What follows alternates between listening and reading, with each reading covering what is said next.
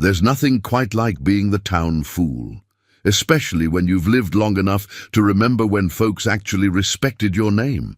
Old Caleb Boone knew that feeling all too well when the people of Dry River laughed behind his back for trading his last good land for a cave that seemed worth nothing. The mountain man said it felt right, though nobody understood what he meant. With his faithful dog Rufus, Caleb disappeared into the mountains while everyone shook their heads. But when Rufus started digging at the cave's back wall, he uncovered something nobody expected. What lay hidden behind that stone would change everything Caleb thought he knew about his life. But would this discovery finally give him back his dignity, or would it cost him everything he had left? Before we jump back in, tell us where you're tuning in from, and if this story touches you, make sure you're subscribed, because tomorrow I've saved something extra special for you. The morning sun cast long shadows across Granite Hollow as Caleb Boone adjusted the worn leather collar around Rufus's neck. The collar bore a name etched in faded letters: Martha, a reminder of better days when love filled this old man's world. Rufus, a mixed-breed hound with intelligent amber eyes and greying fur around his muzzle, had been Martha's dog first, back when she still drew breath and laughter echoed through their ranch house. Caleb ran his weathered fingers along the collar's edge, remembering how Martha had insisted on having her name engraved there instead of Caleb's. "If he gets lost," she'd said with that gentle smile of hers, "folks will know he belongs to someone who loves him proper." That was Martha's way, always thinking of others, even when it came to a dog's collar. The cave entrance yawned before them, like a mouth carved into the mountainside, its rocky lips holding secrets that the town of Dry River couldn't begin to imagine. 3 months had passed since Caleb made what everyone considered the worst trade in the county's history. His 40 acres of decent grazing land, the last piece of property that connected him to respectability, for this hollow inn, the rock that most folks wouldn't use to shelter cattle from a storm. But Caleb had felt something the day he first laid eyes on the cave. Standing there in the afternoon light, with the wind carrying the scent of pine and old stone, he'd experienced a sensation he hadn't felt since Martha passed, a sense of rightness, of being exactly where he needed to be. The real estate agent, a slick young man from the county seat, had tried to talk him out of it, even offered to sweeten the deal with cash on top, thinking the old mountain man had finally lost his grip on reality. Maybe he had. The townspeople certainly thought so. Dry River wasn't the same place it had been when Caleb and Martha first settled there 43 years ago. Back then, it was a community where neighbors helped neighbors, where a man's word meant something, and where respect was earned through honest work and faithful living. Caleb had been somebody then, a successful rancher whose cattle brought top dollar, whose opinion carried weight at town meetings, whose handshake sealed deals worth thousands. Martha had been the heart of their home, a woman whose kitchen always smelled of fresh bread and whose garden produced vegetables that she shared freely with anyone who needed them. She taught Sunday school at the Little White Church on Elm Street and organized the annual Harvest Festival that brought families together from 3 counties over. When she spoke, people listened. When she laughed, others couldn't help but smile. The change had begun slowly, like rust creeping across metal. Younger families moved in, bringing different ideas about community and progress. The old families, the ones who remembered the town's founding and respected its traditions, began moving away or passing on. New businesses opened, chain stores and fast food restaurants that drew customers away from the family-owned establishments that had served the town for generations. Then Martha got sick. Cancer, the doctor said, the kind that moved fast and showed no mercy. Caleb spent their savings fighting it, driving her to specialists in Denver, trying experimental treatments that promised hope but delivered only debt. He mortgaged the ranch, sold his prize breeding stock, liquidated everything of value. For 18 months he fought alongside his wife, believing that love and determination could conquer anything. When Martha died on a Tuesday morning in October, with autumn light streaming through the hospital window and her hand growing cold in his, something fundamental broke inside Caleb Boone.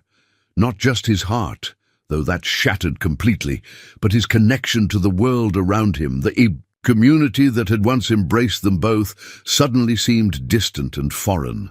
The medical bills consumed what remained of his assets. The ranch went to the bank, along with most of his cattle and equipment. Friends who had enjoyed Martha's hospitality and his companionship found reasons to avoid him, as if his misfortune might be contagious. The new pastor at the church, a young seminary graduate who had never known Martha, offered platitudes about God's plan that felt empty and hollow. Within 2 years, Caleb Boone went from being one of Dry River's most respected citizens to being the old man who lived in a trailer on the edge of town, scraping by on Social Security and odd jobs. People who had once sought his advice now looked through him as if he'd become invisible. Children whispered stories about the crazy hermit who talked to his dog and walked the mountain trails at all hours. The final blow came when Buck Morrison arrived in town. Morrison was everything the new Dry River seemed to value. Young, ambitious, and flush with development money. He bought up properties with cash offers, talked about bringing progress and prosperity to the area, and made friends with the mayor and town council faster than a snake could strike. His plans for a luxury resort and golf course sounded impressive to people who had grown tired of their sleepy mountain community. When Morrison offered to buy Caleb's remaining 40 acres for 3 times its assessed value, everyone expected the old man to jump at the chance. The land wasn't particularly valuable.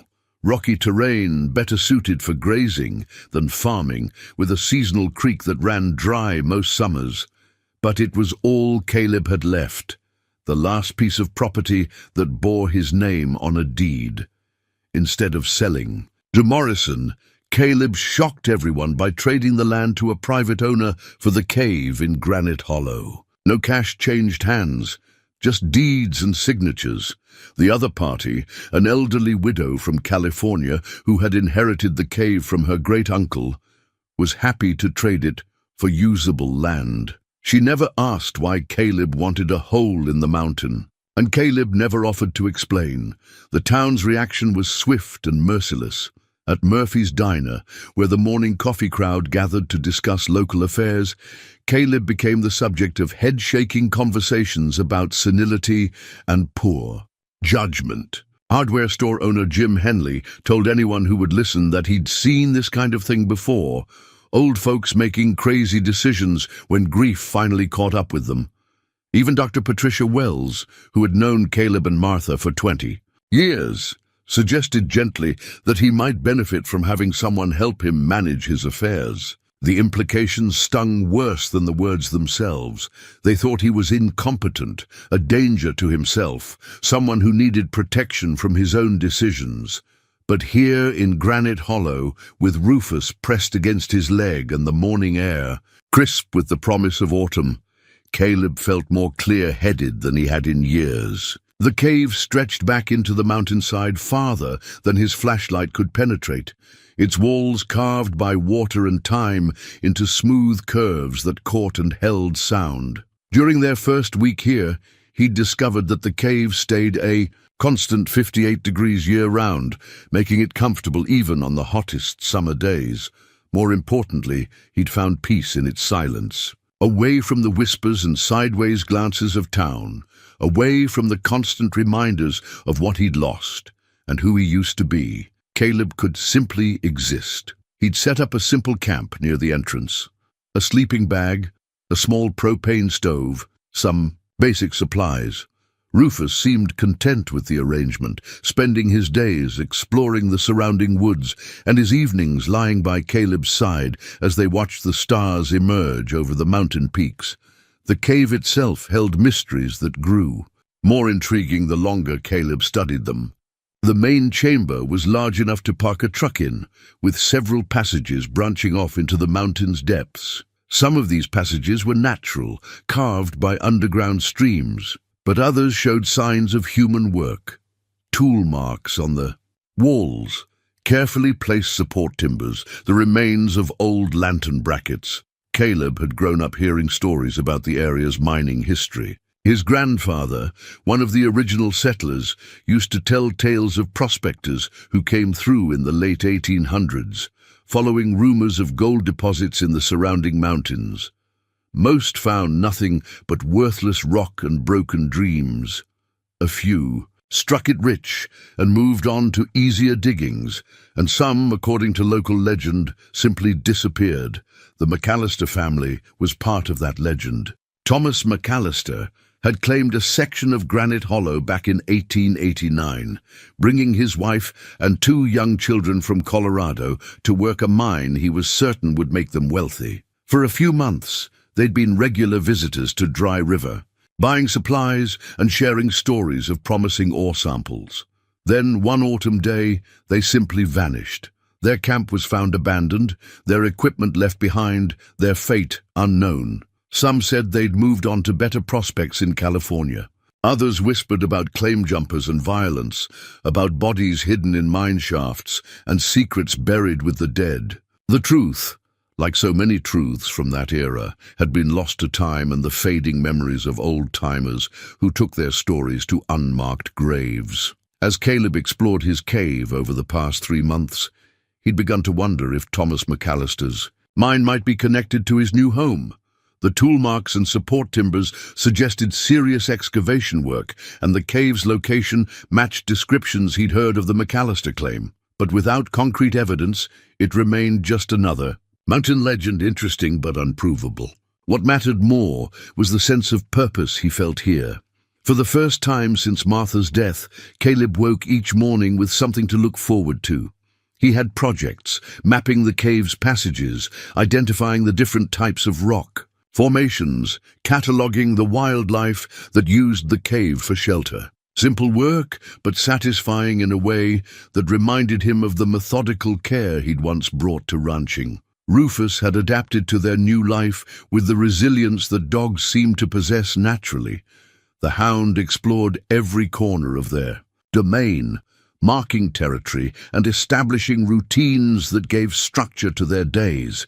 He'd appointed himself guardian of the cave entrance, barking at strangers but welcoming the occasional deer or elk that wandered through their hollow. Tati. Dog's presence was more than companionship. It was connection to Martha's memory and proof that love could outlast loss. When Caleb talked to Rufus, which he did frequently, he felt less alone in the world. When the dog pressed against his leg during cold mountain nights, warmth flowed between them that went deeper than shared body heat. Now, as autumn painted the aspen trees in shades of gold and the morning air carried the promise of winter, Caleb felt grateful for the choices that had brought them to this place. The townspeople might think him foolish, but their opinions mattered less with each passing day.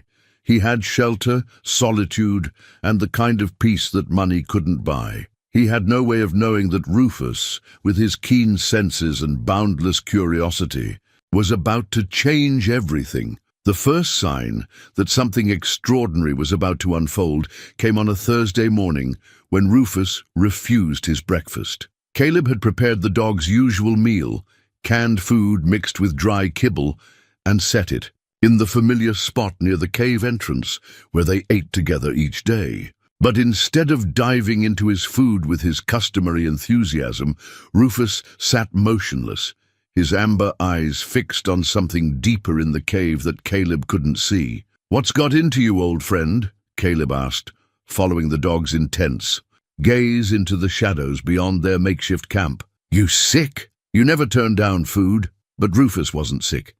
His nose twitched with interest, his ears perked forward with an alertness that spoke of discovery rather than illness. The dog stood and walked purposefully toward the back of the main chamber, where the cave narrowed into several smaller passages. Caleb had explored these passages during his first weeks here, finding nothing but solid rock walls and the occasional bat roost. Rufus stopped at the entrance to the leftmost passage, the one Caleb had dismissed as too narrow and unstable to investigate thoroughly.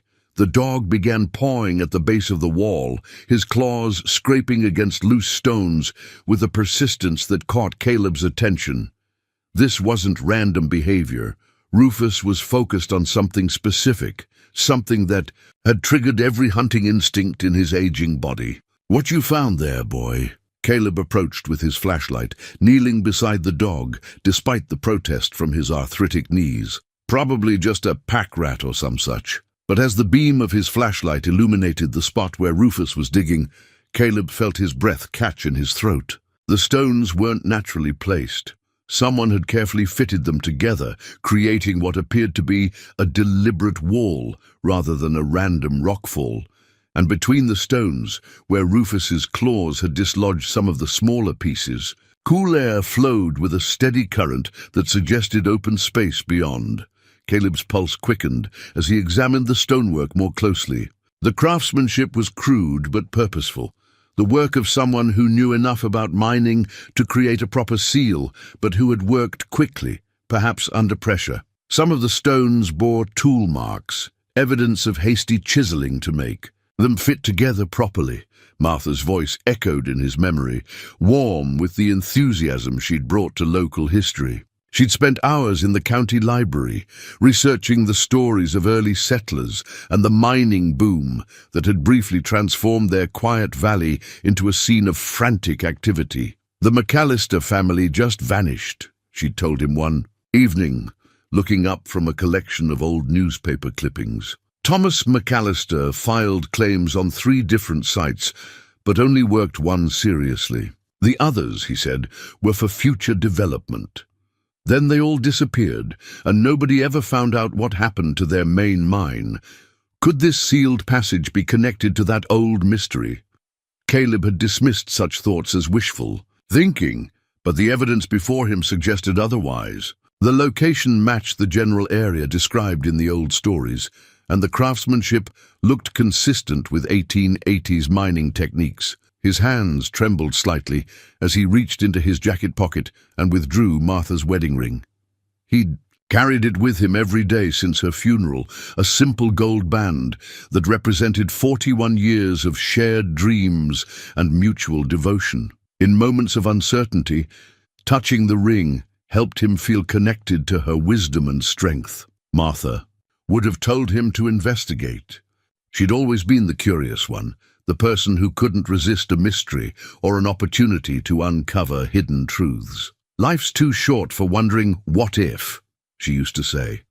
"If something calls to you, you owe it to yourself to find out why." Rufus continued pawing at the stones, his determination unwavering. The dog had found something significant. Caleb felt certain of that now. But removing the stones would require careful work, and at 74 years old he wasn't sure his body could handle the physical demands of excavation.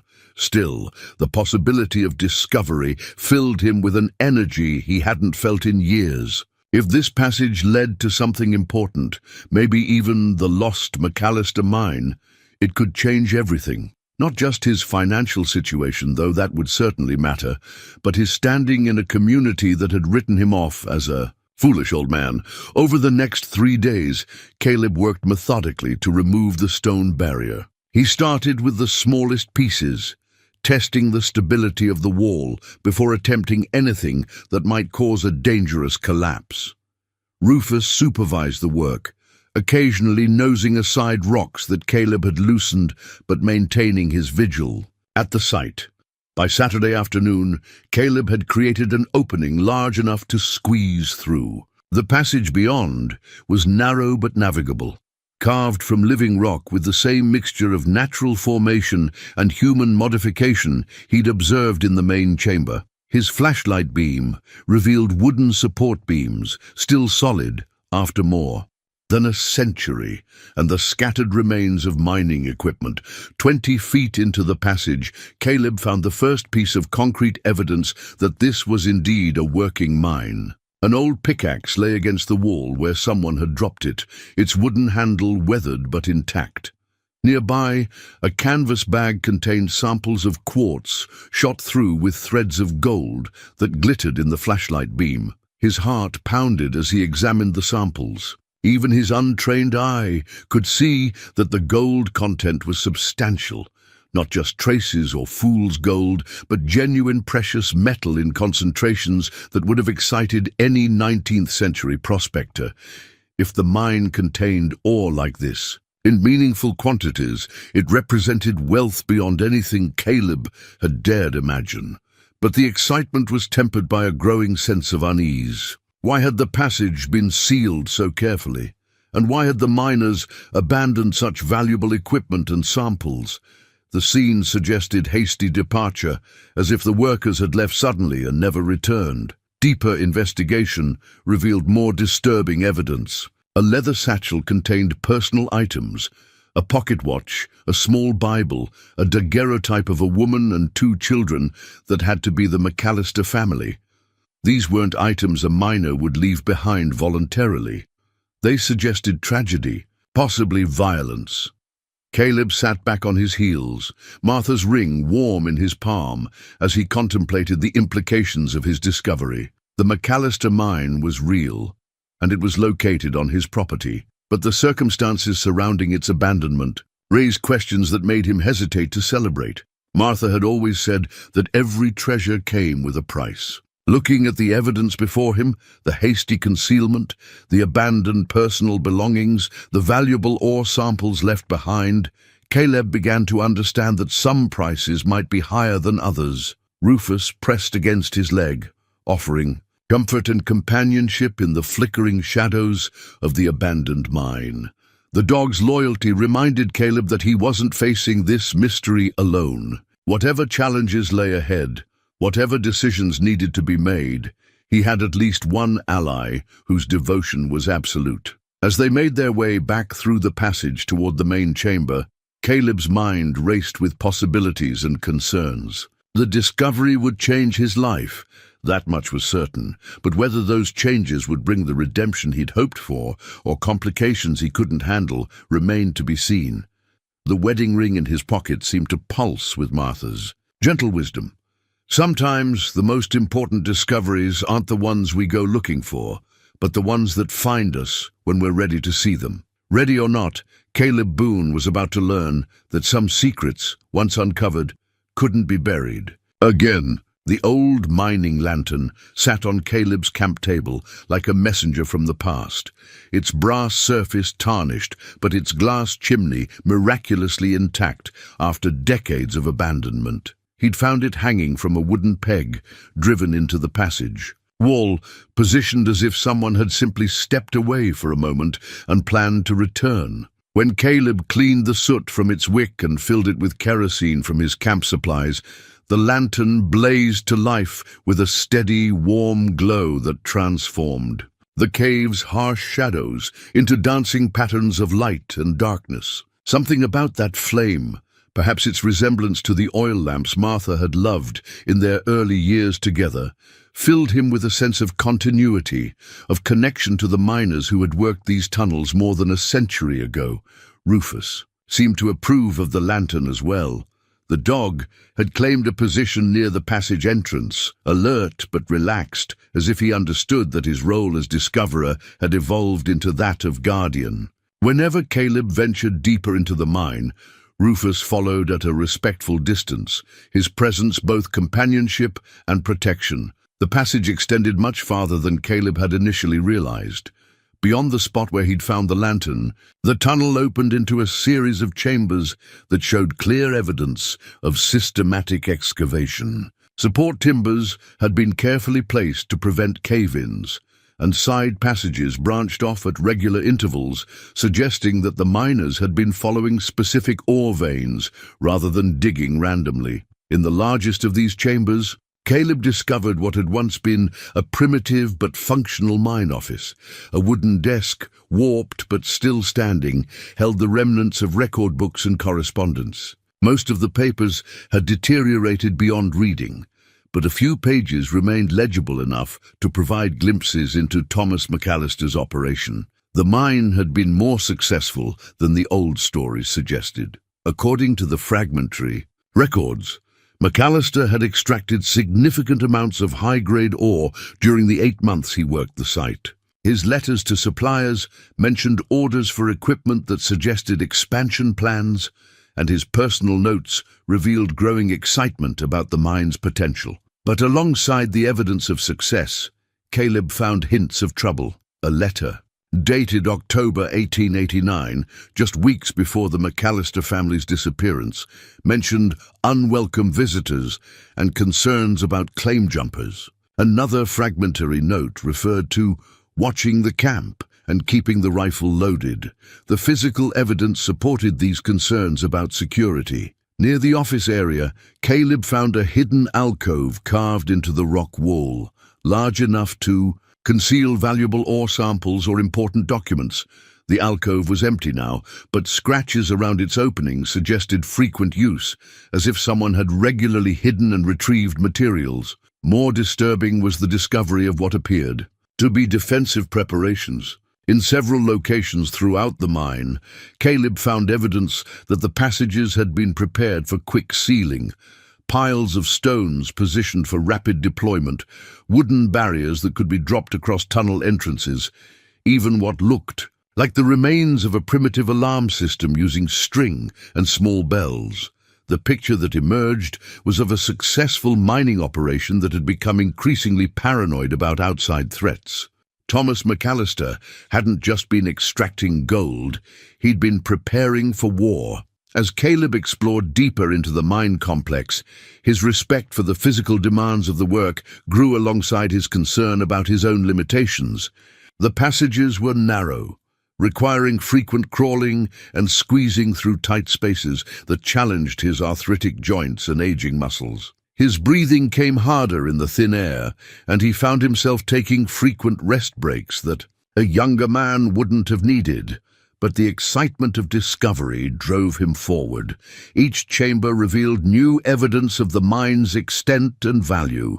In one area, he found stockpiles of high-grade ore that McAllister had apparently been saving for transport to the nearest assay office. In another, he discovered the remains of a primitive smelting operation, complete with crucibles and molds for creating gold ingots. The most significant discovery came in what appeared to be the mine's deepest working area. Here, the walls showed evidence of a rich vein that had been systematically extracted, leaving behind cavities lined with quartz formations that still contained visible gold deposits. Even with his limited knowledge of geology, Caleb could see that this vein continued deeper into the mountain, suggesting that McAllister had barely begun to exploit the site's full potential.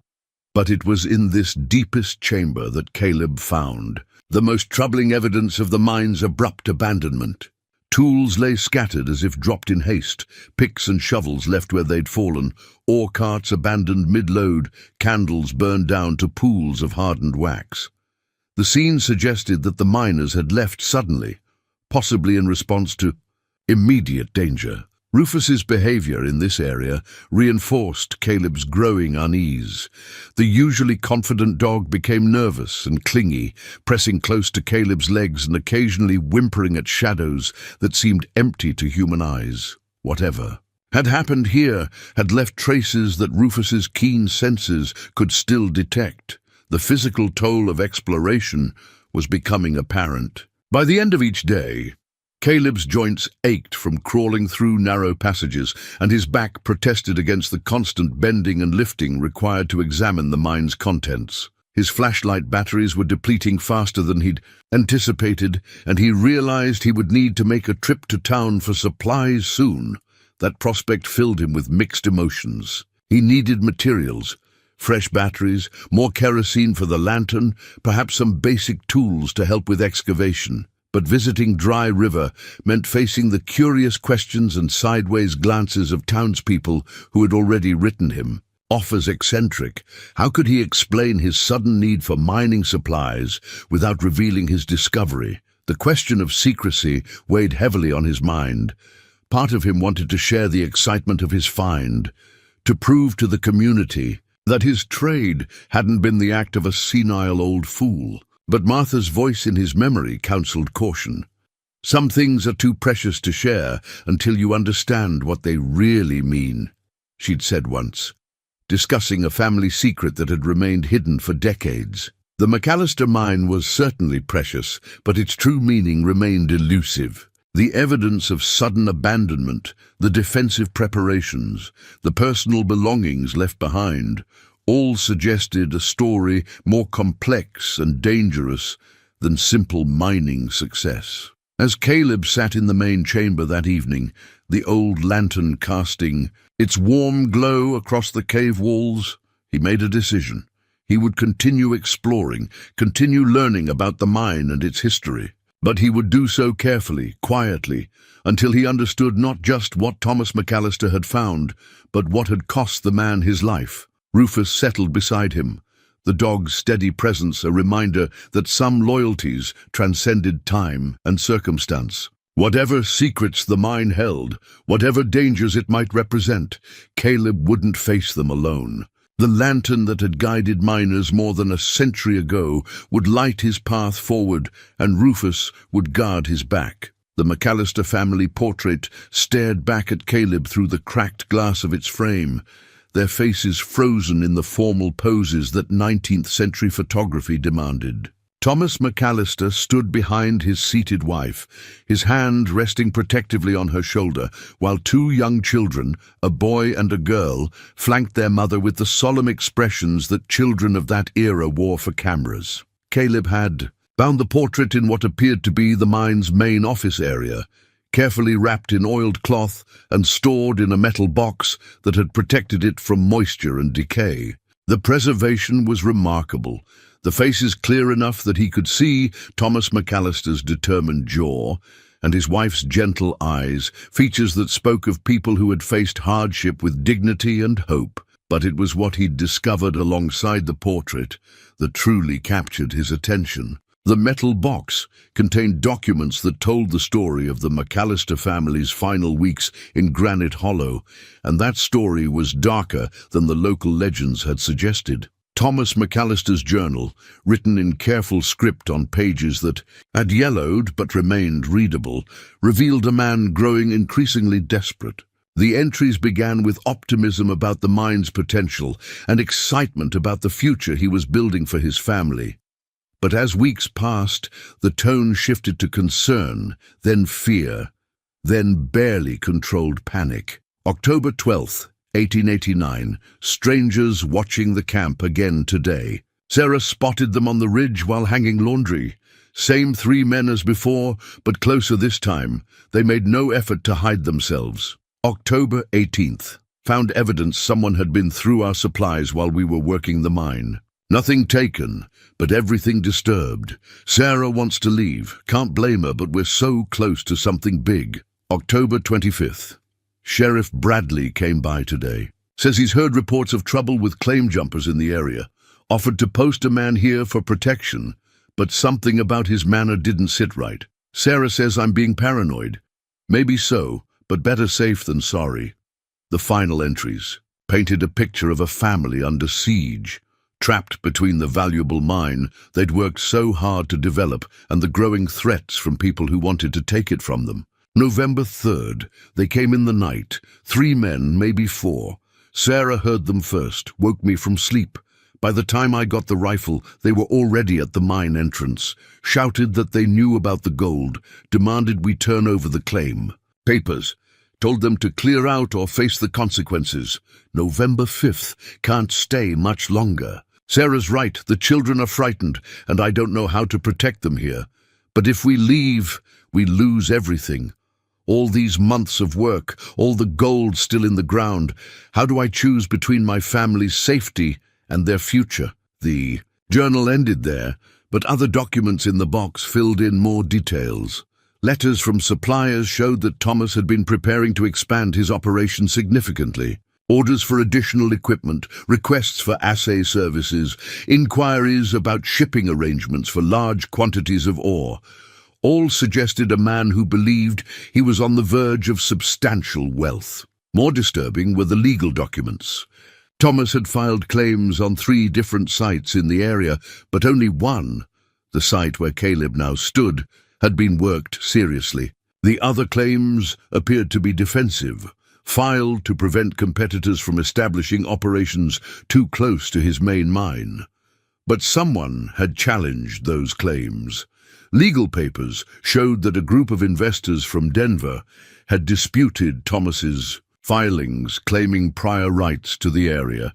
The investors were represented by a law firm with offices in Denver and Colorado Springs, and their challenge was supported by testimony from local residents who claimed Thomas had jumped their claims. Reading between the lines, Caleb began to understand what had happened. The McAllister family hadn't simply disappeared. They'd been driven away by a coordinated effort to steal their mine. The legal challenges were cover for what amounted to theft. And when Thomas refused to abandon his legitimate claim, the situation had escalated to threats and violence. The evidence suggested that local officials might have been involved. Sheriff Bradley's visit, described in Thomas's journal with such suspicion, took on sinister implications when Caleb found a letter among the documents. The letter, written by one of the Denver investors, mentioned arrangements with local authorities and cooperation from the sheriff's office. Corruption, claim jumping and murder. The McAllister family had stumbled into a conspiracy that stretched from the local level to Denver's business community. Their crime had been finding gold in a place where powerful people wanted to control the mineral rights. As Caleb sat in the mine office, surrounded by the evidence of this 19th-century crime, he began to understand that his own situation might not be as different as he'd hoped. If the mine truly contained the wealth that Thomas McAllister had believed it did, then word of its rediscovery would inevitably spread. And when it did, the same forces that had destroyed one family might turn their attention to an aging mountain man with no allies and no protection. The thought was sobering, but also strangely liberating. For months, Caleb had felt like a victim of circumstances beyond his control: age, poverty, social isolation, the community's casual dismissal of his worth. But the McAllister story reminded him that some fights were worth having, even when the odds seemed impossible. Thomas McAllister had been a younger man with a family to protect, facing organized opposition with significant resources. Caleb was older, alone except for Rufus, but he also had advantages that Thomas hadn't possessed.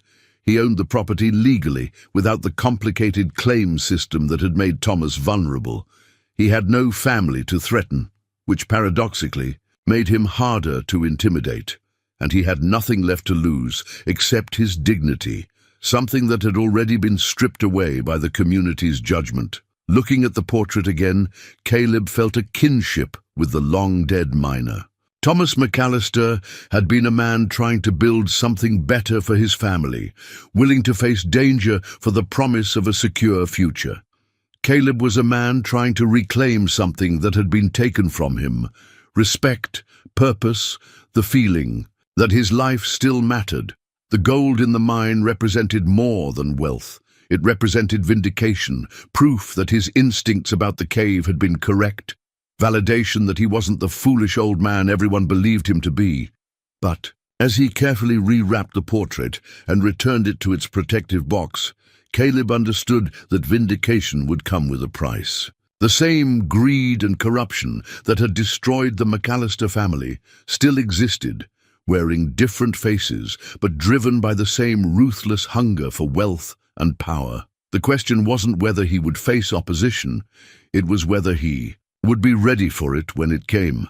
Martha's recipe box sat on the small table in Caleb's trailer, its wooden surface worn smooth by decades of use. He'd retrieved it from storage that morning, drawn by a memory of something Martha had once mentioned about local history. The box contained more than just her carefully written recipes for apple pie and Sunday pot roast. Tucked between the index cards were newspaper clippings, handwritten notes, and fragments of stories she'd collected during her years of researching. Dry rivers passed. Gold fever never really left these mountains, Martha had told him once, looking up from a yellowed newspaper article. It just went underground, like the miners themselves. People still talk about lost claims and hidden fortunes, but they talk quiet-like, as if speaking too loud might wake something better left sleeping. Now, as Caleb searched through Martha's collection, those words took on new significance. Among her notes, he found references to the McAllister family that painted a more complete picture than Thomas's journal alone could provide. Martha had interviewed elderly residents back in the 1980s, recording their stories before those memories disappeared forever. According to these accounts, the McAllister family's disappearance had divided the community. Some residents believed they'd simply moved on to better prospects in California, as many mining families did when their claims played out. But others whispered about violence, about bodies hidden in mine shafts, about powerful men who didn't hesitate to eliminate obstacles to their ambitions. One interview particularly caught Caleb's attention.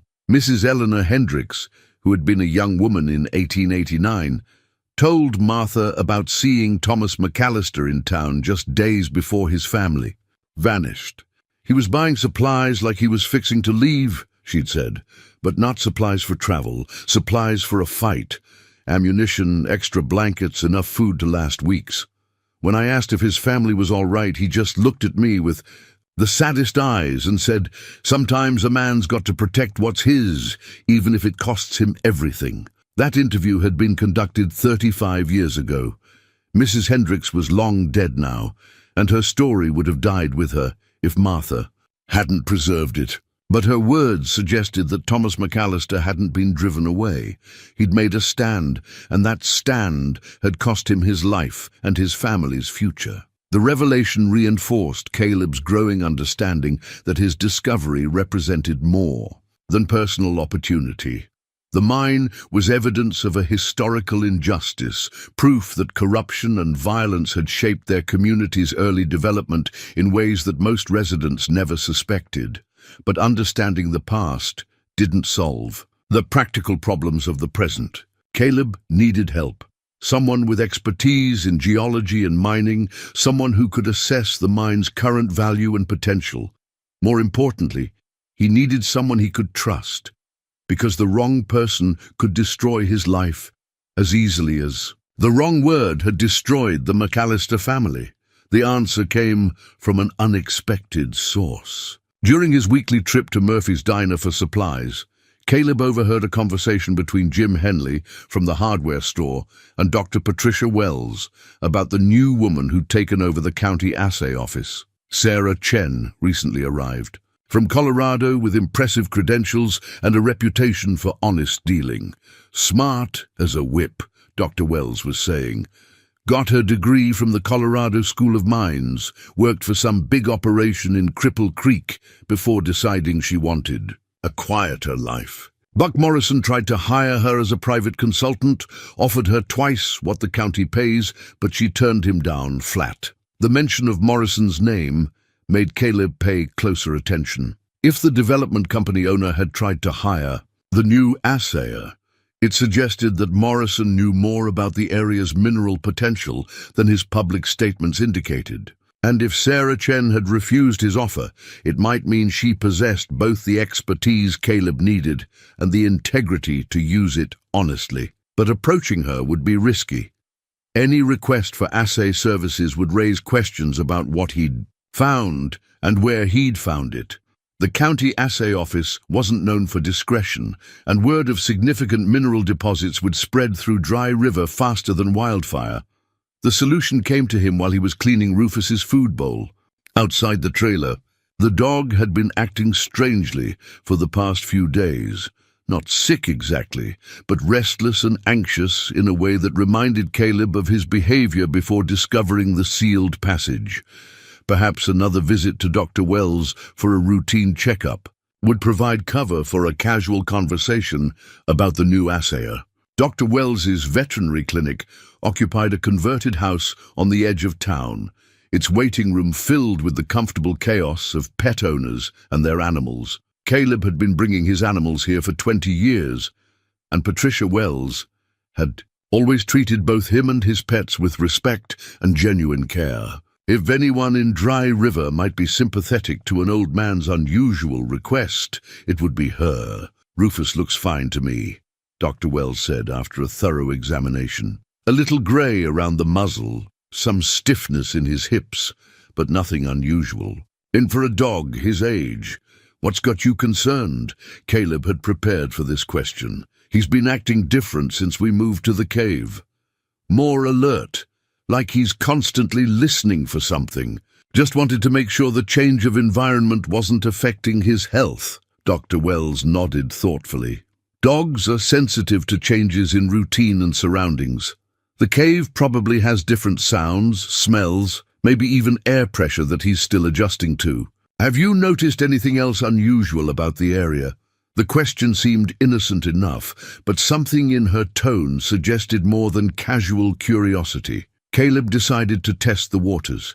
Found some old mining equipment in the back passages. Nothing valuable, just rusty tools and such. Made me wonder about the history of the place. Interesting.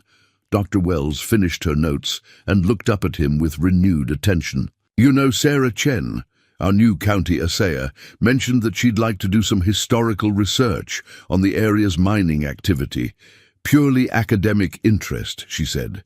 Something about how 19th century mining techniques affected the local ecosystem. The opening was perfect, almost too perfect. Caleb wondered if Dr. Wells suspected more than she was saying, but decided to take the risk. Think she'd be interested in looking at what I found? Nothing dramatic, just curious. About the age of the equipment, I'm sure she would be. Sarah's office is in the county building, but she's usually there afternoons.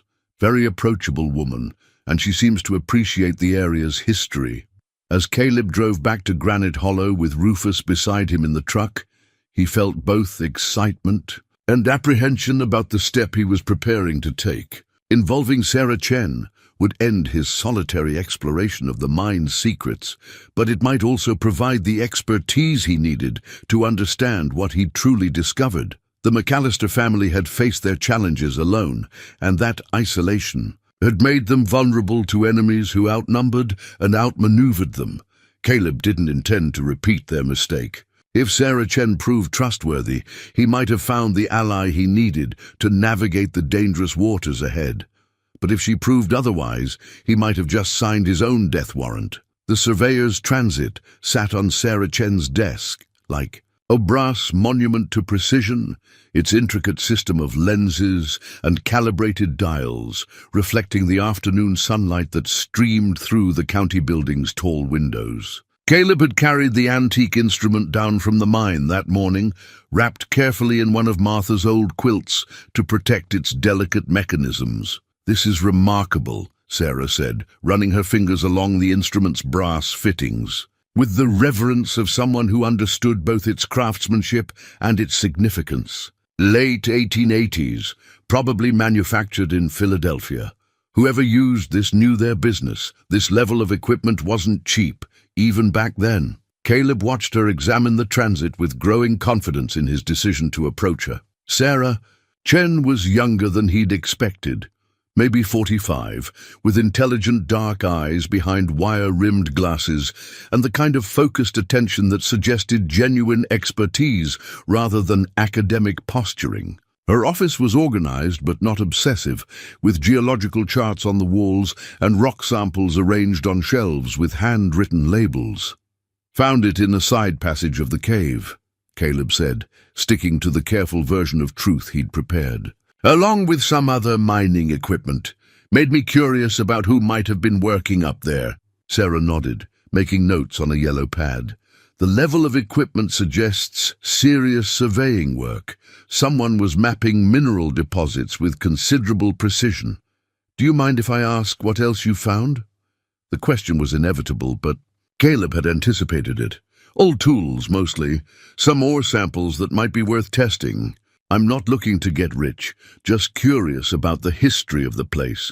It wasn't entirely true, but it wasn't entirely false either. The wealth represented by the mine would change his life dramatically, but understanding its history had become almost as important as exploiting its resources. I'd be happy to do some preliminary testing, Sarah said.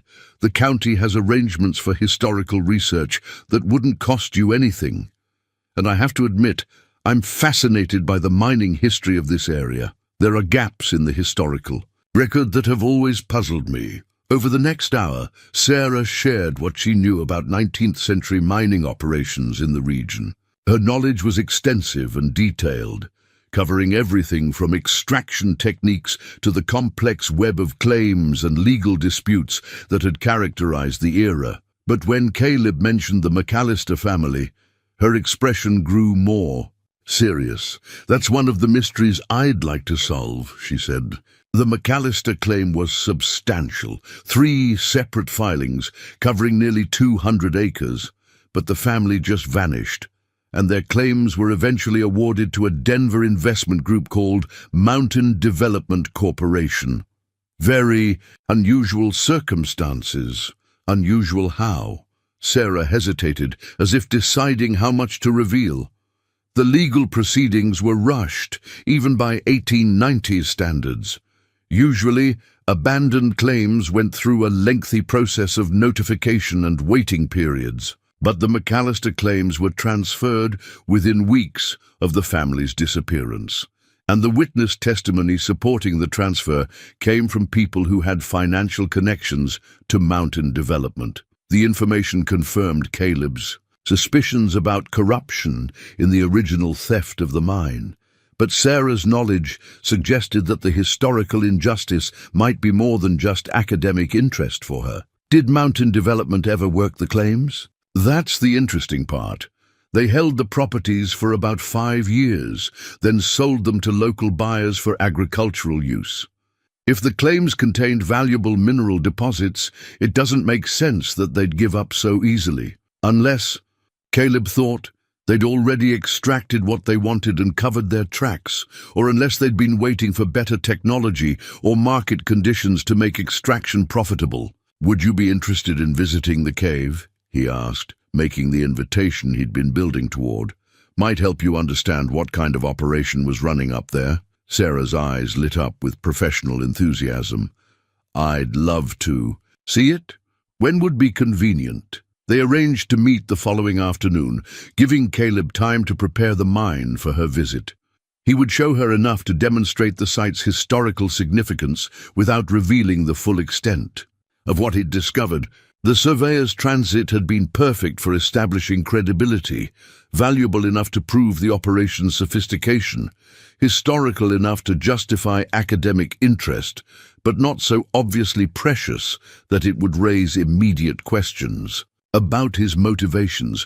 As Caleb drove back to Granite Hollow, he felt cautiously optimistic about the partnership he was developing. Sarah Chen had the expertise he needed, and her interest in historical justice suggested she might be sympathetic to his situation. But he also understood that involving her would accelerate the timeline for decisions about the mine's future. The conversation had also revealed information that changed his understanding of the current situation. If Buck Morrison's company was descended from or connected to the original Mountain Development Corporation, then Morrison's interest in the area might be based on inside knowledge about mineral deposits. The development plans for luxury resorts and golf courses might be cover for renewed mining operations. That evening, as Caleb sat outside the cave entrance with Rufus beside him and the surveyor's transit carefully stored inside, he reflected on the complex web of past and present that seemed to be converging around his discovery. The McAllister family had been destroyed by powerful interests that wanted their gold. Now, more than a century later, those same interests, or their modern equivalents, might be positioning themselves to claim what they'd stolen generations ago. But Caleb had advantages that Thomas McAllister hadn't possessed. He owned the property outright, with clear legal title that couldn't be disputed through the claim system that had made the McAllisters vulnerable. He had potential allies in Sarah Chen and possibly Dr. Wells, and he had the wisdom that came with age and experience, including the hard-won knowledge that some fights were worth having regardless of the odds. The surveyor's transit represented more than historical evidence. It symbolized the precision and planning that would be required to protect his discovery from those who would steal it. Just as the instrument had allowed 19th-century miners to map their claims with mathematical accuracy, Caleb would need to map his own strategy with equal care and foresight. The game was becoming more complex, with higher stakes and more players than he'd initially anticipated. But for the first time since Martha's death, Caleb felt like he was playing to win rather than simply trying to survive. The sheriff's badge lay in Sarah's palm, like a tarnished piece of the past, its six-pointed star barely visible beneath more than a century of corrosion. She had found it clutched in the skeletal fingers of a man whose remains lay in a hidden chamber deep within the mine, a chamber that Caleb had discovered only that morning while showing her the extent of the McAllister operation. "Sheriff Tom McAllister," Sarah read from the badge's engraved surface, her voice barely above a whisper. "This changes everything we thought we knew about what happened here." Caleb knelt beside the skeleton, his flashlight beam illuminating the scene that had stopped both of them cold. The remains were positioned as if the man had crawled into this narrow chamber to hide, or perhaps to die in private. Around the bones, they'd found a leather satchel containing documents that told a story neither of them had expected. He was Thomas's brother, Caleb said, examining the papers that Sarah had carefully extracted from the satchel. According to these letters, he came to investigate after the family disappeared, but instead of finding them, he found the truth about what happened to them. The documents painted a horrifying picture of corruption that reached from the mine shafts to the sheriff's office itself. Tom McAllister had been the legitimate sheriff of the county, but his investigation into his brother's disappearance had uncovered evidence of a conspiracy involving prominent local citizens and Denver businessmen. His own deputies had been bought, his authority undermined, his life threatened when he refused to abandon his inquiry. "Listen to this," Sarah said, reading from a letter dated December 1889. "I've found evidence that Thomas and his family were murdered on the night of November 8th. Their bodies were thrown into the old shaft on the north side of the claim, then dynamited to cover the evidence. The men responsible include Deputy Carson, Merchant William Bradley, and at least 3 others I haven't identified. They're being paid by Mountain Development to eliminate legitimate claim holders and steal their properties." The final entry in Tom McAllister's journal, written in increasingly shaky handwriting, revealed his desperate situation. "They know I've learned the truth. Carson came to the office today with an ultimatum. Leave town by tomorrow or face the same fate as Thomas. But I can't abandon my brother's family to this injustice. If something happens to me, I pray someone will find this evidence and see justice done." Someone had found it, but justice was still waiting after more than 130 years. "This explains why the legal transfer of the claims was so rushed," Sarah said, carefully photographing each document with her phone. "They needed to establish ownership before anyone could investigate the family's disappearance too closely, and having the sheriff eliminated removed the only person with authority to challenge their actions." Caleb felt sick as the full scope of the historical crime became clear. The McAllister family hadn't just been claim-jumped. They'd been murdered in cold blood by a conspiracy that included law enforcement officials who should have protected them. Their children, if they'd survived the initial attack, had been left orphaned and homeless, their inheritance stolen by the very people trusted to uphold the law. But the implications for the present situation were equally disturbing. "Sarah," Caleb said slowly, "what do you know about the current sheriff's family history?" She looked up from the documents, her expression troubled. "Sheriff Bradley? He's been in office for 12 years. His family's been in the area for generations." She paused, the connection becoming clear. "Bradley, like William Bradley, the merchant mentioned in these papers. His great-great-grandfather, probably. And Buck Morrison's development company could be connected to the original Mountain Development Corporation," Sarah finished. "We need to research the corporate lineage, but if there's a direct connection, it would explain Morrison's knowledge about mineral deposits in the area." The revelation transformed their understanding of the current situation. Morrison's development plans might not be about building resorts at all, but about accessing mineral rights that his ancestors had stolen through murder. And if Sheriff Bradley was descended from one of the original conspirators, then legal protection for Caleb's claim might be impossible to obtain through local authorities. "We can't trust anyone in the current power structure," Caleb said, voicing what they both understood. If this conspiracy has been passed down through generations, then the same families that committed murder in 1889 might be willing to commit murder in 2025. Sarah nodded grimly. "But we have advantages they didn't have back then. Federal oversight, modern communication, forensic evidence that can prove the historical crimes. The question is how to use those advantages before they realize what we've discovered." As if summoned by their conversation, the sound of vehicles approaching the cave entrance reached them through the mine's tunnels. Caleb's blood ran cold as he recognized the distinctive rumble of Morrison's pickup truck, accompanied by at least 2 other vehicles. Through the cave entrance, he could see dust clouds rising from the access road he'd carved through the forest. "They've found us," he whispered to Sarah, extinguishing his flashlight and motioning for her to do the same. In the sudden darkness of the chamber, they could hear voices echoing from the main cave entrance, men calling Caleb's name with a false friendliness that fooled no one. "Caleb Boone!" Morrison's voice carried clearly through the tunnels. "Know you're in there, old man. Time we had ourselves a talk about that property of yours." Sarah gripped Caleb's arm, her voice barely audible. "Is there another way out?" Caleb thought frantically about the mine's layout. Most of the passages ended in solid rock or unsafe areas prone to collapse.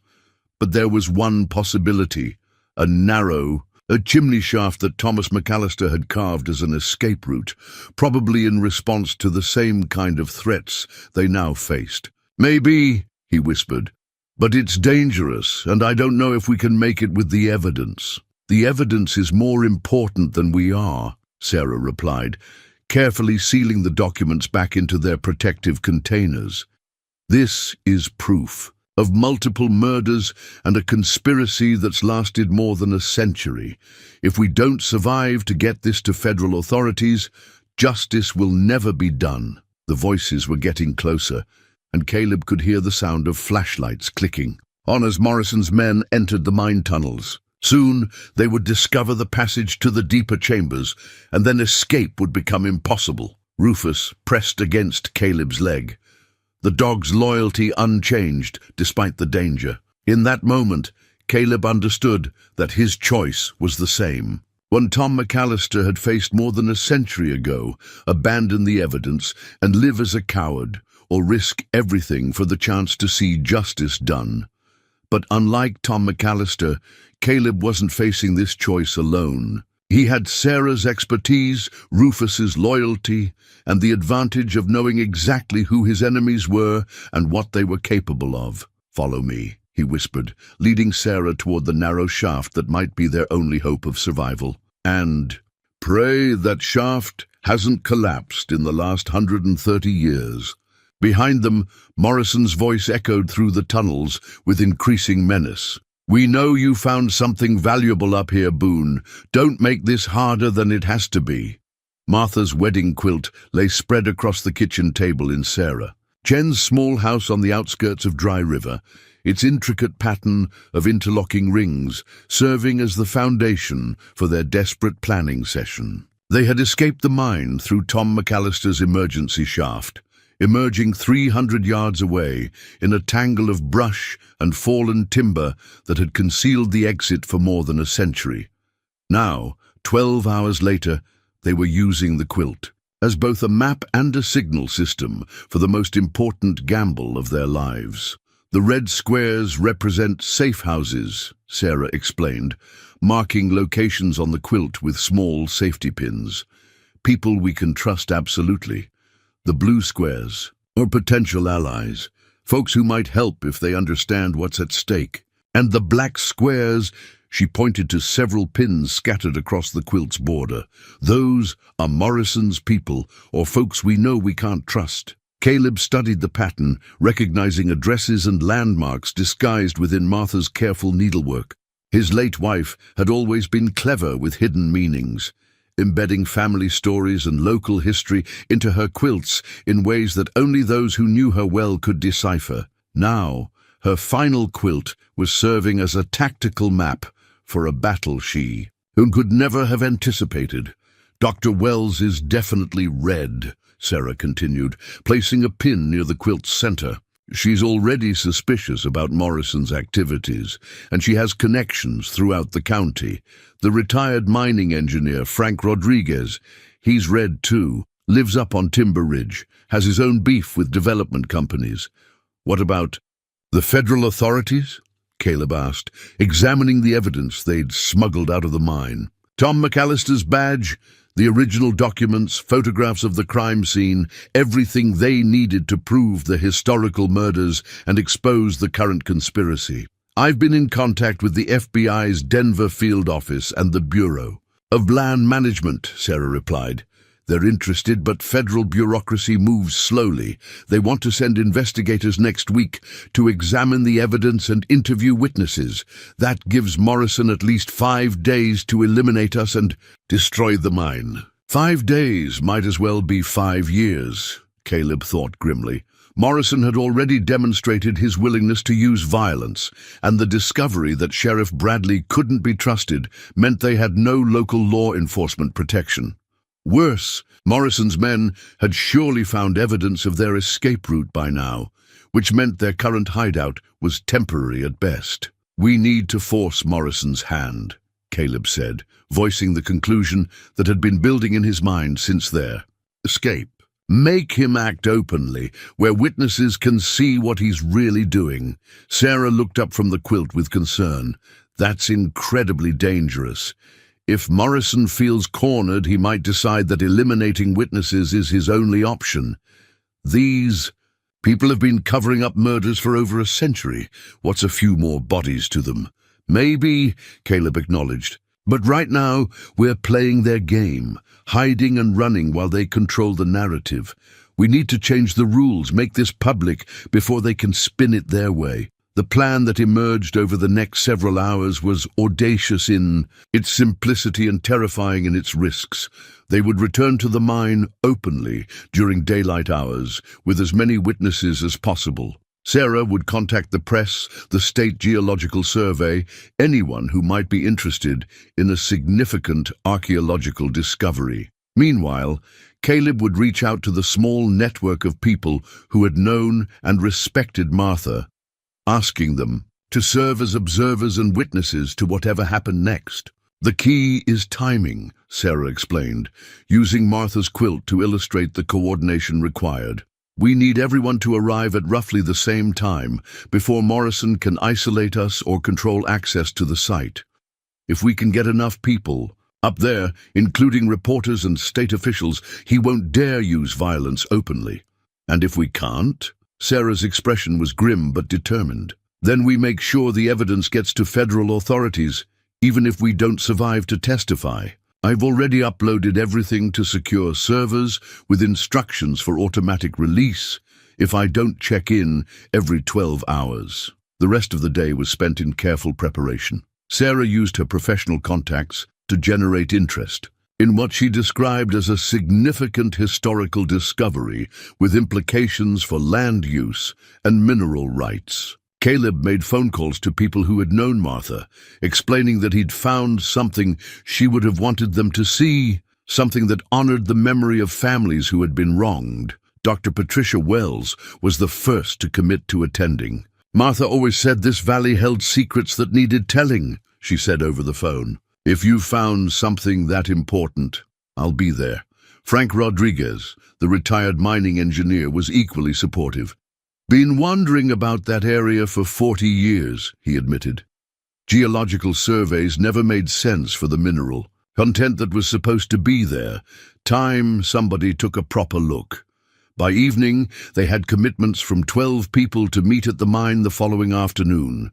journalists from 2 regional newspapers, a state archaeologist, 3 members of the County Historical Society, and several long-time residents who remembered Martha's historical research. It wasn't an army, but it might be enough witnesses to prevent outright violence.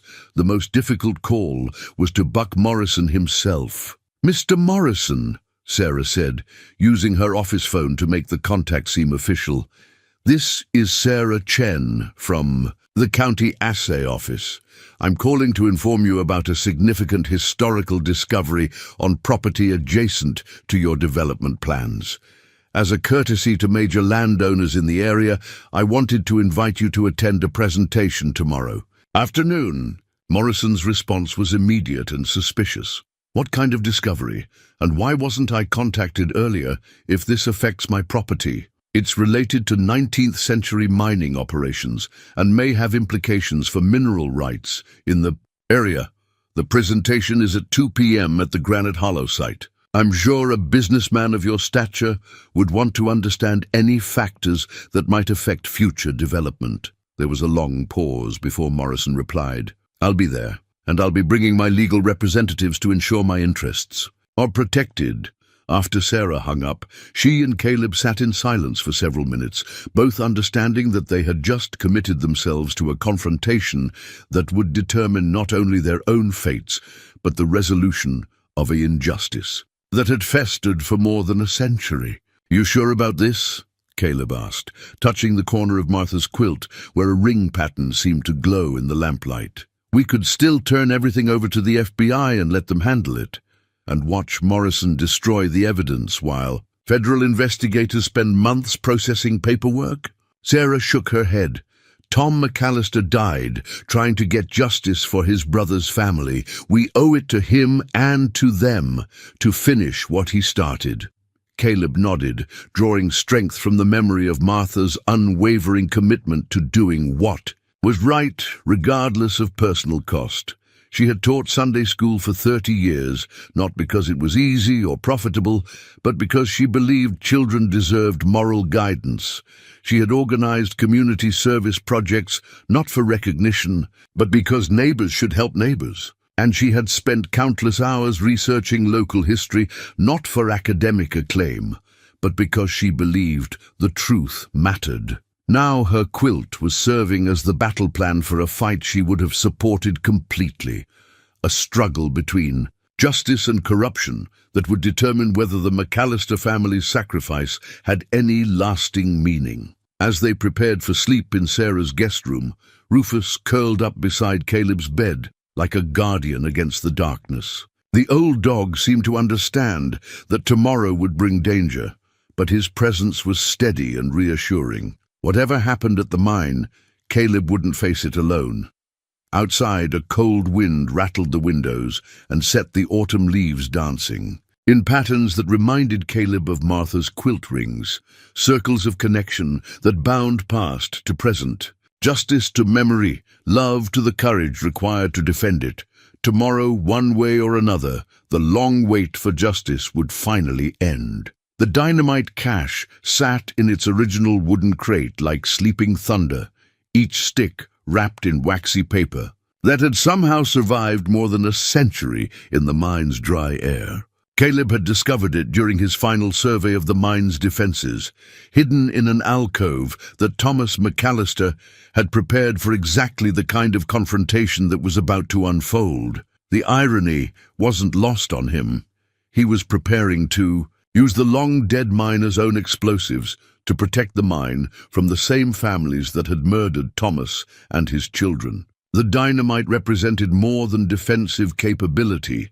It was the power of truth itself, explosive and dangerous to those who would suppress it. "You don't have to do this," Sarah said for the 3rd time that morning as they positioned the charges at strategic points throughout the mine complex. "We have enough witnesses coming. Morrison won't dare try anything violent with reporters and state officials present." Caleb continued his work, his weathered hands steady despite the magnitude of what he was preparing. Morrison's family has been getting away with murder for over 130 years. You think they'll stop now when they're this close to claiming the biggest prize of all? At 1:30 p.m., the first vehicles began arriving at the mine site. Dr. Wells drove, up in her veterinary van, followed by Frank Rodriguez in a battered pickup truck that had seen decades of mountain roads. The journalists came next. A young woman from the Denver Post and a grizzled veteran from the local paper who remembered Martha's historical articles.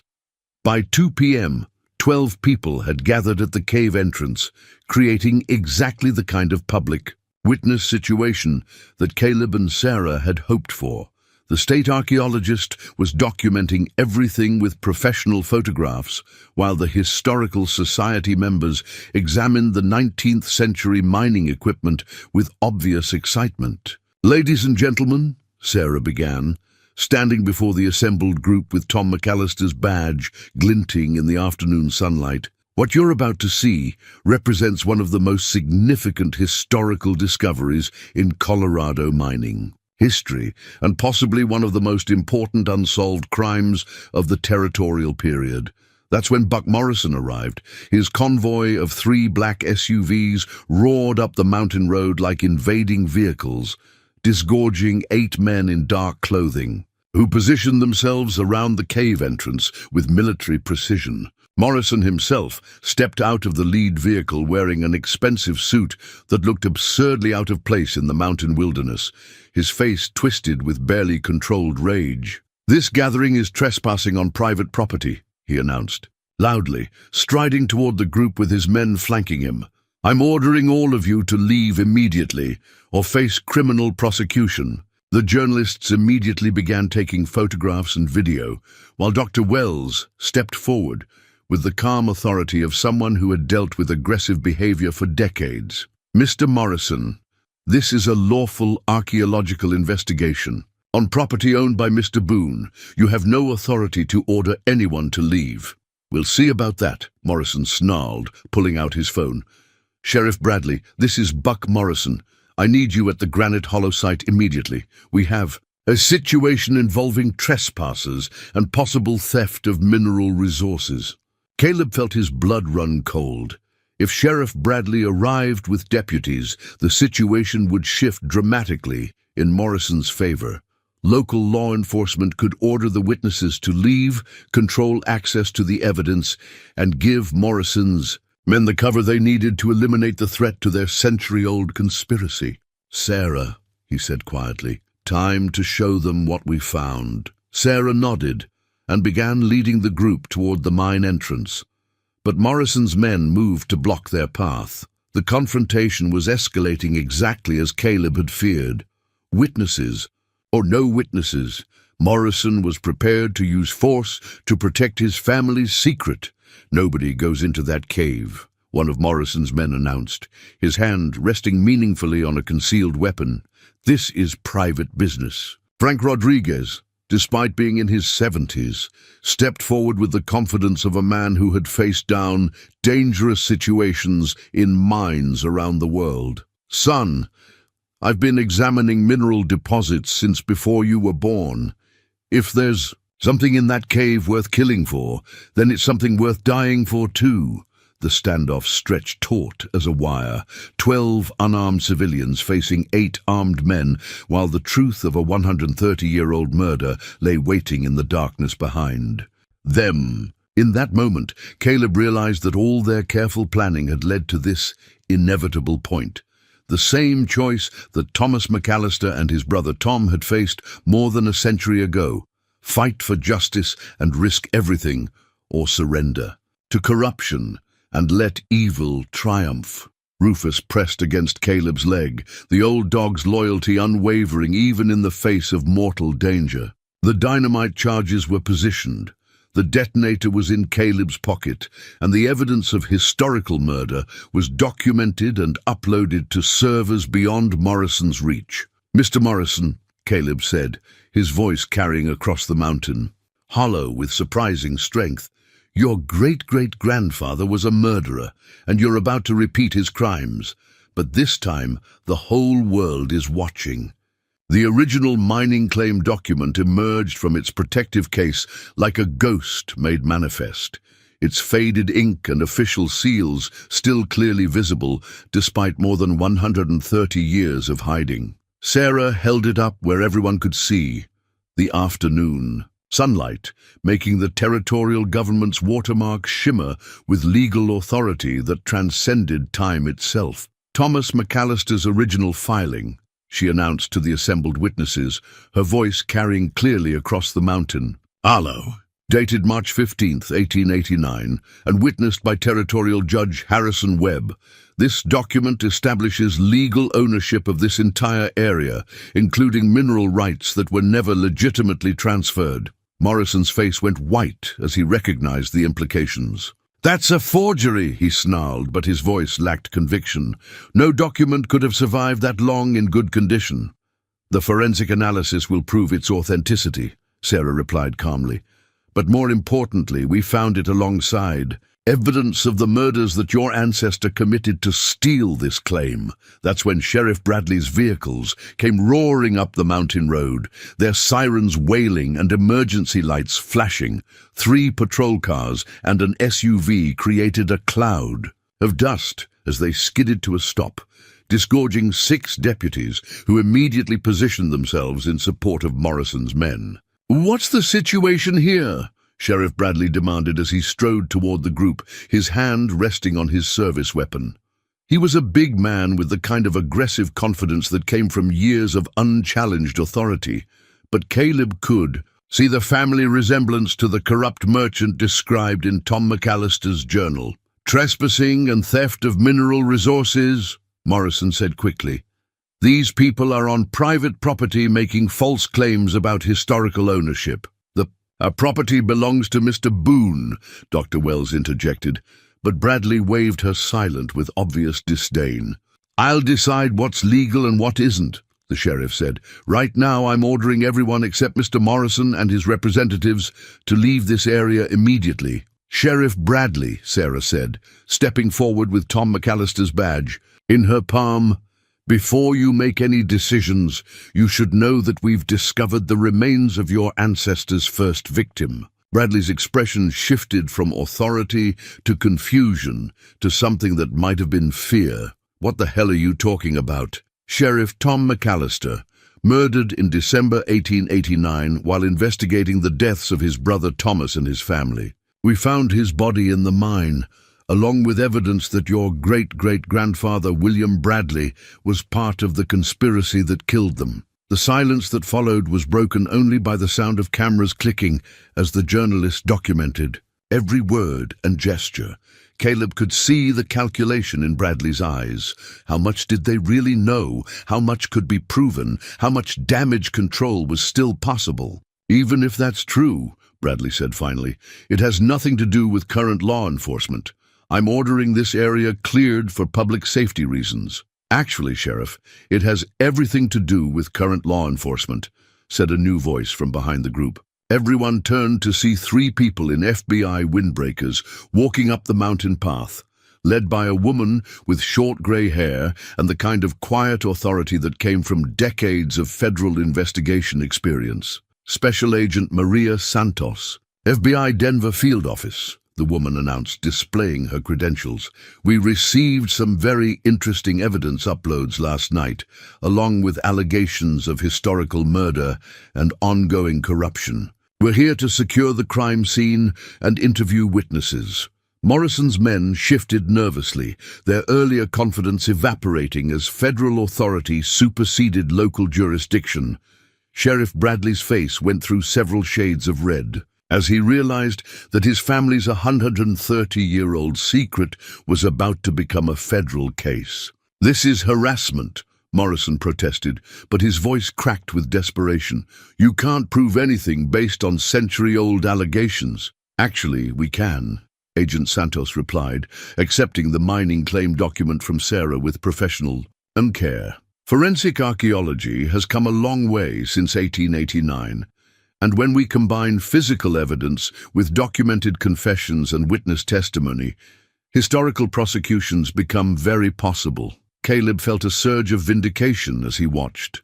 Morrison and Bradley realized that their generational conspiracy was finally unraveling. The federal agents were photographing everything, interviewing witnesses, and treating the mine as an active crime scene despite the crimes being more than a century old. But the most satisfying moment came when Agent Santos approached Caleb directly. "Mr. Boone, I understand you're the legal owner of this property and the person who discovered the evidence. We'll need your full cooperation with our investigation, but I want you to know that the federal government recognizes your legitimate claim to these mineral rights." Rufus wagged his tail as if he understood that justice had finally arrived, while Morrison and his men found themselves surrounded by federal agents who were very interested in their weapons, their presence at the scene, and their family histories. The mining claim document had done more than establish ownership. It had established truth, accountability, and the principle that some crimes were too important to remain buried forever. The new headstone rose from Martha's grave like a monument to love transcendent, its surface carved from the gold-veined quartz that had been at the heart of the McAllister mine. In the 6 months since the confrontation at Granite Hollow, Caleb had learned that some treasures were worth more than the precious metals they contained, and some victories were measured not in dollars, but in dignity restored. "She would have loved this," Dr. Patricia Wells said, running her fingers along the intricate carving that depicted intertwined wedding rings surrounded by mountain peaks. "Martha always said that the most beautiful stones were the ones that had been through the most pressure." Caleb nodded, adjusting the collar around Rufus's neck, still bearing Martha's name after all these years, but now accompanied by a small gold tag that read, "Guardian of Truth." The old dog had become something of a celebrity after the story broke in newspapers across the country, but he seemed to take the attention in stride, more interested in the steady routine of their new life than in the occasional photographer, who still showed up at the mine.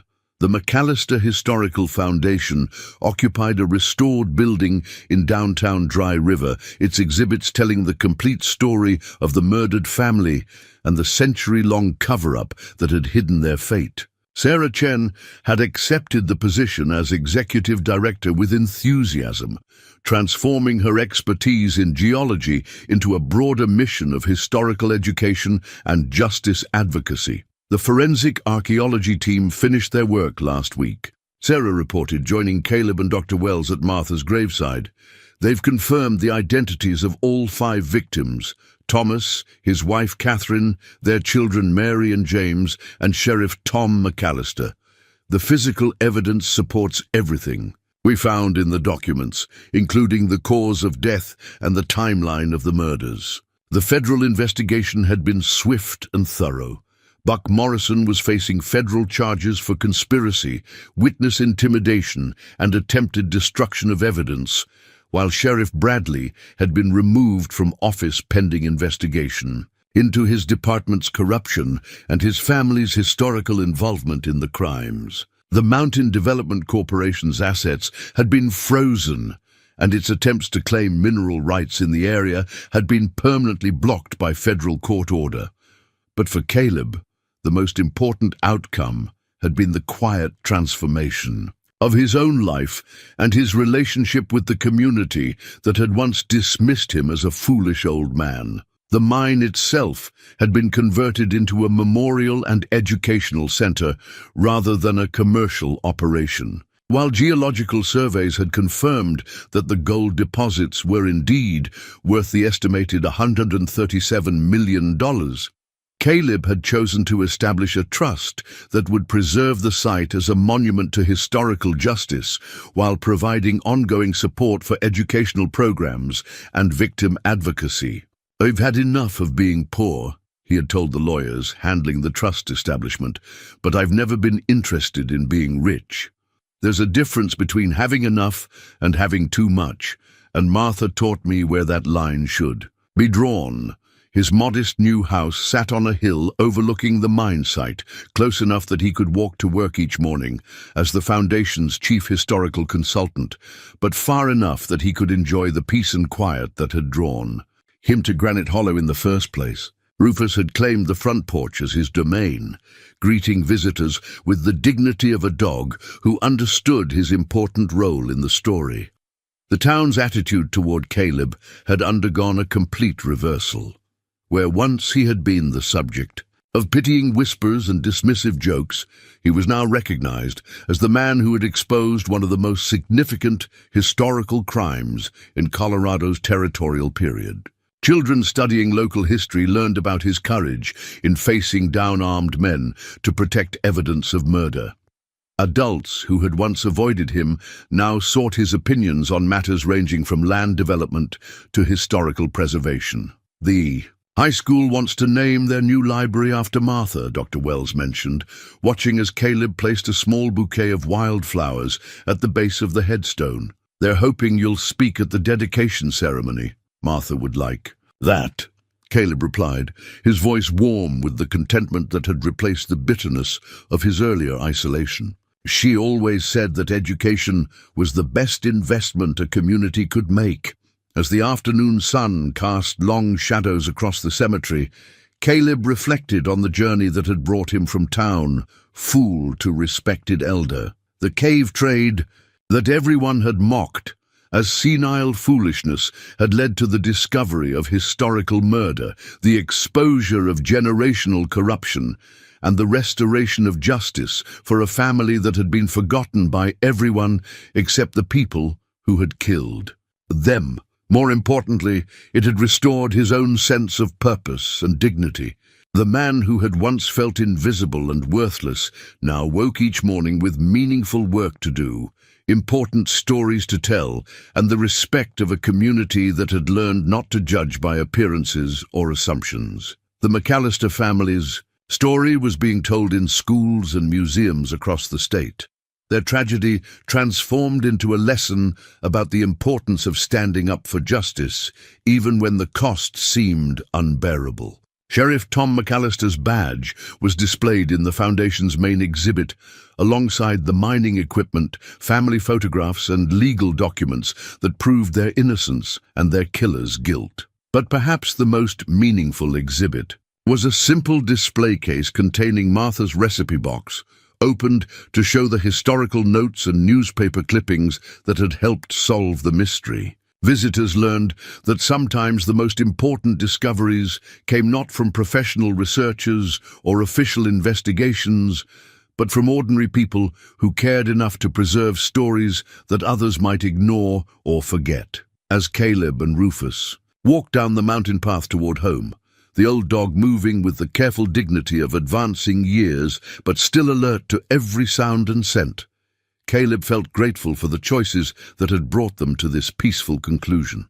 The cave that everyone had thought worthless had contained the most valuable treasure of all, the truth that could heal old wounds and restore faith in the possibility of justice. In the distance, the mine site glowed in the setting sun, no longer a place of hidden secrets, but a monument to the power of ordinary people to uncover extraordinary truths and transform them into lasting change.